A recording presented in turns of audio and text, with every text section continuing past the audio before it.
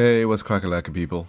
Just a quick one here as I'm feeling like trash at the moment, feeling pretty sick, but hey, I just have to talk about this.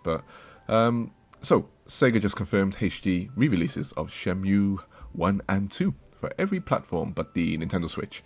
Something I'm just honestly not surprised about anymore, as there are still those companies, caught with their pants down and for whatever reasons and releasing some of what you might think, no-brainer ports of games to the Nintendo Switch.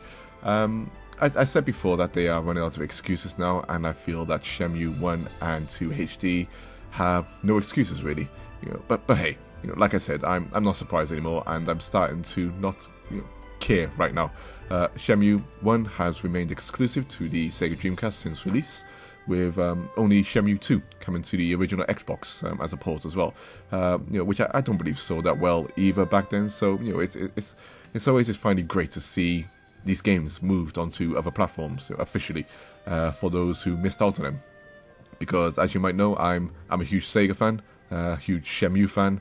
Have already done a little Shenmue rant on this channel, and it's also quite freakish that I just uploaded a Shenmue soundtrack a few hours ago before this news actually dropped. These games look like standard HD ports though, with your usual additional language options, screen ratio adjustments, etc. Which is, once again not surprising from Sega, considering that they gave Shenmue 3 away. So I don't think anyone would expect them to treat this series with any more respect now, as they are doing now. Will I pick this up on another platform? I don't know. I have my Dreamcast original games, and to be fair, playing them on even the noisy Dreamcast would probably be better experience than playing them on my even noisier PlayStation 4, which just sounds like an airplane taking off for the most part. We'll see. I guess it is shocking that Sega have taken this long to re-release these games, but then again, it isn't. Their previous HD ports of some of their other Dreamcast games, left a lot to be desired on the Xbox and on PC back then. They were pretty much just straight ports, But anyway, let me know if you will be picking these games up. Although this takes me back to when they came out on the Sega Dreamcast, and most people ignored that console because they wanted their shiny PlayStation 2 instead. Hence one of the reasons why the Dreamcast died, and in the first place, because even games like Shenmue couldn't get people to buy the Sega Dreamcast, a console I consider to be absolutely stellar. So it's going to be interesting to see how these games sell now. I do feel that a lot of modern gamers just won't have the patience for them. They are very slow games. The control schemes, if they haven't changed these up at all, they might remain literally identical to the Dreamcast, which used the D-pad to control the character in 3D.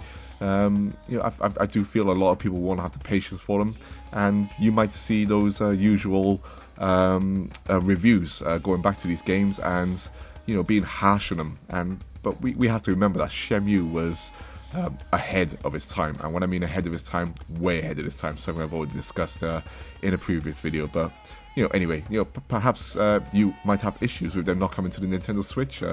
Something Sega's Twitter feed lets them know that was a bad choice. But anyway, let me know your thoughts on Shenmue 1 and 2 HD coming to the PlayStation 4, Xbox One, and PC. They also announced a Mega Drive Mini, something I think we all knew was coming. But to be fair, I'm kind of bored now with the Mega Drive ports, because we've had so many Mega Drive compilations in the past. There's a wealth of them on Steam, so you can get these anywhere. But obviously the lure here, like the SNES Mini and the NES Mini, is having that little Mega Drive Mini underneath your table. Like I said, I'm a little bored with these ports now, and I would vastly prefer Sega to release a Sega Saturn Mini, with their one mainline console that has a wealth of classics that still remain exclusive to that system. Once again, it's not too much of a problem for me, as I'm a huge Sega Saturn fan. I still got my Saturn. In fact, I got 3 Sega Saturns, and I own a wealth of those games which I bought back in the day when the Saturn was out. But still, for others who missed that console, there are simply titles on there that just must be played. especially the Panzer Dragoon series. And like Shenmue 1, Panzer Dragoon Saga still remains exclusive to the Sega Saturn, and that for many people that's a game that just they want to play, but going on eBay and stuff, as we know, it's just costs an absolute fortune, and Sega just literally just need to release a compilation of these Panzer Dragoon games and some of these Sega Saturn games. And you can see a little bit of hype and stuff around the release of backwards compatibility of Panzer Dragoon Auto on the Xbox One. Once again, it'd be interesting to see how many people actually go back and play that game. For me, it's probably the weakest entry in the series, but still a great game that should still be played. But in my opinion, by far, the Sega Saturn games are the cream of the crop, and they just it'd be great to see these ported for the change instead of the usual Sonic the Hedgehogs and the other games that we normally get. And finally, this leads onto their announcement of Sega Ages, a group of select Mega Drive games that will be released individually, I believe, on the Nintendo Switch eShop. Now some might be surprised by this, but Sega pretty much done the same thing on the Nintendo 3DS, with some of their Mega Drive games being given the 3D treatment, the AM2 3D treatment, a few of which I bought, like the sublime version of the original Outrun on the 3DS, which I played absolutely loads, because in my opinion it's the best version of Outrun that you can get. But I feel that this opens up more questions once again about the Virtual Console on the Nintendo Switch, or perhaps the Virtual Console that might never come, or at least in a way that we remember. It's certainly in a strange situation at the moment. Neo Geo, SNK have been holding the arcade classic Fort on the Switch eShop, and I bought a few of these games myself.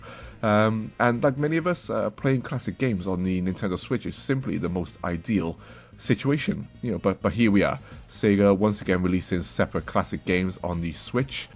Once again, is this their fault? Is it Nintendo's fault? Or we just don't know what's going on. Which but they'd all be so separately, devoid of any relation to a possible Virtual Console in the future. And as you might remember, Sega also announced that Classics 50 or whatever Mega Drive collection of games on every platform other than the Nintendo Switch. It's just a bizarre situation, it really is.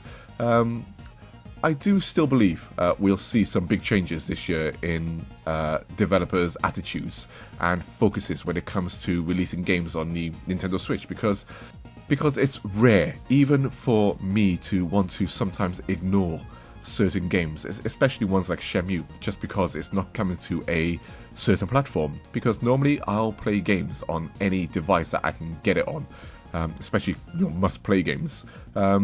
Some people might once again say that Sega were probably planning these ports for a while, but you have to remember that they are also bringing more modern titles like Valkyrie Chronicles to the Switch. So once again, I see little excuses. But anyway, that's me done for the moment. My nose is stuffy. I'm full up. I might go further into some of these stories at a later date, but I'm off back to bed now, to feel sorry for myself. But as always, let me know your thoughts below about Shenmue 1 and 2, the Mega Drive Mini, and the Sega Ages, and thanks for listening, and I look forward to comments below. Peace.